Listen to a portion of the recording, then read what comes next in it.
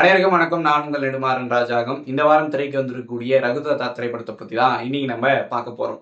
ரகுதாதா திரைப்படத்தை இயக்கியிருக்காரு டைரக்டர் சுமன் குமார் அவர்கள். அண்ட் ரகுதாதா எதை பத்தி பேசுது அப்படின்னு சொல்லிட்டு பார்த்தோம்னா, 1960s ரெண்டு விஷயம் நடக்குது. அதாவது ஒன்று ஹிந்தி இம்போசிஷன், இன்னொன்று பார்த்தீங்கன்னா உமன்ஸ் எம்பவர்மெண்ட். ஸோ இந்த ரெண்டு விஷயத்தையுமே ரகுதாதா ரொம்ப ஜாலியாக நமக்கு அதை நம்ம முன்னாடி அதை எடுத்து வைக்கிறாங்க.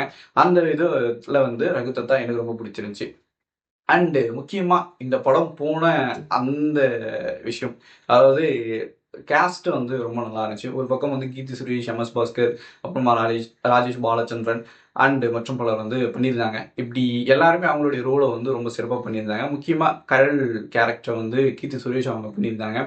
அவங்களுடைய அந்தந்த இடத்துல கவுண்ட் ஆகட்டும், அந்த டைம்ல பெண்களுக்கு ஒரு குறிப்பிட்ட ஏஜ் தாண்டின உடனே கல்யாணம் பண்ணி வைக்கணும். இதுதான் வீட்டில் மிகப்பெரிய ஒரு முக்கியமான வேலையா அவங்க அப்பா அம்மாவுக்கு இருக்கும்.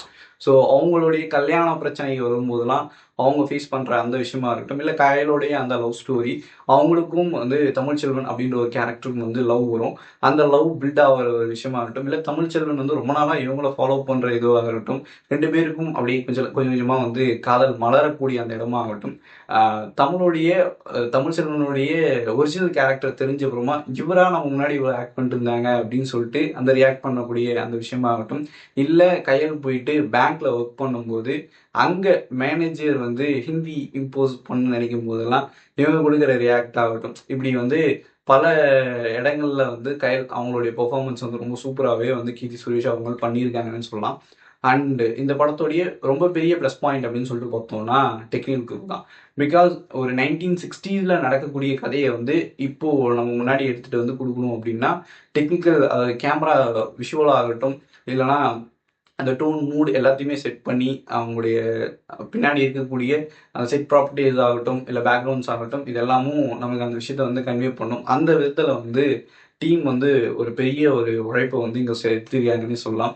இன்னொரு பக்கம் தன்னுடைய இசையால் நமக்கு அந்த 1960s மூடை கொடுத்துருக்காரு ஷான் ரோலன் அவர்கள். ஸோ இந்த விஷயமே ஒரு பெரிய ப்ளஸ் தான். ஒரு சில இடத்துல எனக்கு மியூசிக்கு அந்த அளவுக்கு ஒன்றும் ஒரு பெரிய என்கேஜ்மெண்ட்டை தரல. பட் ஓவராலாக பார்க்கும்போது ஒரு நல்ல மியூசிக் ஷான் ரோலன் அவர்கள் கொடுத்துருந்தாரு. அது நல்லா இருந்துச்சு படத்தோடய பார்க்கும்போது. இது இல்லாமல் அந்த கடைசியாக ஒரு கிளைமேக்ஸில் ஒரு டைலாக் வரும். நாங்கள் ரொம்ப நாளாக ஹிந்திக்கு ஏன் இப்படி இன்னொரு மொழிக்கு எதிராக இருக்கீங்க அப்படின்னு சொல்லிட்டு கேட்டிருப்பாங்க. அப்போது நாங்கள் ஒன்றும் ஹிந்திக்கு எதிரான ஒரு மொழியை வெறுப்பு இதெல்லாம் நாங்கள் பண்ணல, எங்கள் மேலே ஹிந்தி திணிக்காதீங்கன்னா நாங்கள் சொல்கிறோம் அப்படின்னு சொல்லிட்டு ரொம்ப அழகாக சொல்லியிருப்பாங்க. ஸோ அந்த விஷயமே ரொம்ப நல்லா இருந்துச்சு. இது என்னைய பொறுத்த வரைக்கும் இதுக்கு முன்னாடி முண்டாசப்பட்டி அப்படின்னு சொல்லிட்டு ஒரு பயங்கர ஒரு ஃபன்னான ஒரு ஜாலியான ஒரு மூவி வந்துச்சு. கிட்டத்தட்ட அந்த மாதிரி நமக்கு கொடுத்துருக்காங்க. நீங்கள் தேட்டருக்கு ரகுதாதாக்கு போனீங்க அப்படின்னா ஒரு ஜாலியான ஒரு கமர்ஷியல் ஃபிலிமை பார்த்த மாதிரி இருக்கும். ரொம்ப லைட் வெயிட்டடான ஒரு ஃபிலிம். நீங்கள் போயிட்டு என்ஜாய் பண்ணிட்டு வெளியே வந்த மாதிரி இருக்கும்.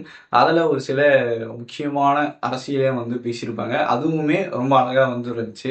இதுதான் என்னுடைய ரிவ்யூ. ஸோ உங்களுக்கு நீங்கள் படம் பார்த்து முடிச்ச அப்புறமா உங்களுக்கு என்ன தோணுது அப்படின்றத கீழே கமெண்ட் பண்ணுங்கள். முக்கியமாக இந்த வீடியோ புரிஞ்சிச்சுன்னா லைக் பண்ணுங்கள், உங்கள் ஃப்ரெண்ட்ஸுக்கெல்லாம் ஷேர் பண்ணுங்கள். மறக்காமல் நம்ம புலிகேஸ் சேனல் சப்ஸ்கிரைப் பண்ணுங்க. இன்னும் நிறைய வீடியோஸ் உங்களுக்கு வந்துகிட்டே இருக்கும். நன்றி, டாடா, பாய்.